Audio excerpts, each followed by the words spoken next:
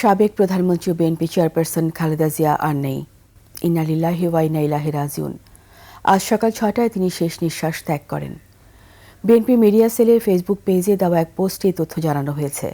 BNP verified Facebook পেজে এক পোস্টে বলা হয়েছে, বিএনপি চেয়ারপারসন ও সাবেক প্রধানমন্ত্রী দেশনেত্রী বেগম খালেদা জিয়া আজ সকাল ৬টায় ফজরের ঠিক পরে ইন্তেকাল করেছেন।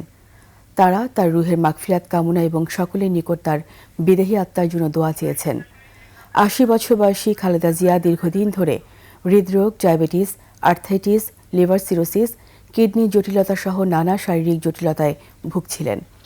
শ্বাসকষ্ট দেখা দিলে গত ২৩ নভেম্বর দ্রুত তাকে এভারকেয়ার হাসপাতালে নেওয়া হয়। দেশি বিদেশি বিশেষজ্ঞ চিকিৎসকের সমন্বয়ে গঠিত মেডিকেল বোর্ডের তত্ত্বাবধানে সাবেক এই প্রধানমন্ত্রীর চিকিৎসা চলছিল।